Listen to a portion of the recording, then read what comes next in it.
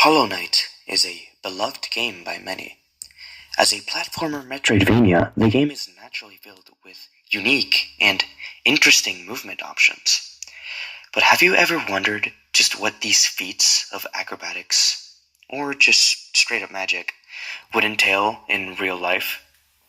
Things like the energy needed for what the knight accomplishes in the game, the physics behind it, and if it would even be possible.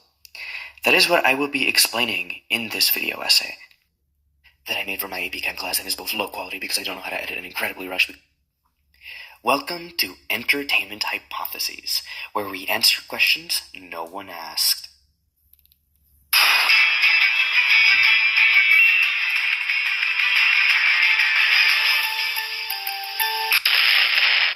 First, we have to deal with the most basic of movement mechanics, the very essence of a platformer, the jump. Just how much energy does the knight exert to jump as high as he does? As fast as he does it? Well, answering this question's a little tricky.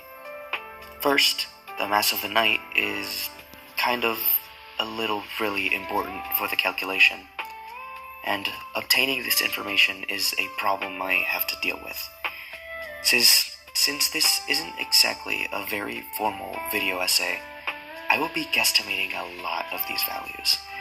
So, for the knight's mass, I'm going to use someone else's estimation of the knight's height to find his width. As you can see, using this very professional image editing software, I calculated that the knight's width is about 2.4 times less than his height. So, with a quick calculation, I obtained the knight's width, that being 0.1429 meters. Then, I simplified the knight's entire body shape into a cylinder. A rough estimation of his volume is about 5.5 millimeters cubed. Then, I looked up the density of chitin, a main component in the shell of a stag beetle. Assuming that's what the knight is, of course. And then I used both of these values to guesstimate the knight's mass by multiplying the volume with the density. This results in the calculated mass of 0.7975 grams. The 1 foot, 15-inch beetle weighs less than a paperclip. Okay. By the way, someone on YouTube already calculated this in a more accurate and smart way. But if I had copied their method, my chemistry teacher probably would have vaporized me like he did with that gummy bear in the beginning of the year. Next is the change in speed. Analyzing the knight's jump, I saw that the knight jumps about 3 times their height in around 0.8 seconds. A quick calculation yields the velocity of 0.129 meters per second. So, using the horrible estimate of mass, velocity, and this formula, we get that the change in velocity would need 6.6 times 10 to the negative 6th joules. But the real interesting stuff is in the acceleration. The knight reaches his velocity in 1 frame. At a frame rate of 30 frames per second, this is about 0.03 seconds. Using the acceleration in this other formula, I can calculate the joules needed to reach the speed at the time frame that the knight does. This ends with 4.42 times 10 to the negative 4th joules, or newtons. Okay, I'm probably horribly, terribly wrong with all of these calculations. I blame the mass. But at this point, I'm in too deep, and I don't want to fail my chemistry class, which for some reason I'm doing something about physics for. I've never taken physics. Frankly, if you want a more accurate version of this video, watch EVI's video on it, the physics of Hollow Knight. It's better. Whatever. Next, I'm going to try to fit in some sources I had to have for the sake of the assignment. Some of these are basically rocket science papers, so be prepared for some creative integration of them. The Crystal Dash is a sort of super dash that turns the night into a missile, and that is where the sources fit in. I have multiple talking about the drag and aerodynamics of missiles depending on their body or nose shape. Most I understood was flat nose means more drag, and the radius is more effective in reducing the drag coefficients with respect to the nose curve radius and nose front radius. In addition, fin thickness, fin root and tip chord lengths and span are more effective on the lift coefficient when compared with other design variables. So, in layman's terms, thinner is better, and fin thickness helps with lift. The Knight doesn't quite have fins. Maybe the horns could count, but they aren't positioned all around it or in the back. So the Knight would realistically be spinning out of control. Plus, it's not like I couldn't assume the Knight would create a lot of drag from its shape. Next, the double jump. The Knight is able to gain as much height as he does from a regular grounded jump with a single flap of his magical wings. Honestly, the sources don't quite cover single stationary flaps causing vertical gain. But what if the Knight could fly?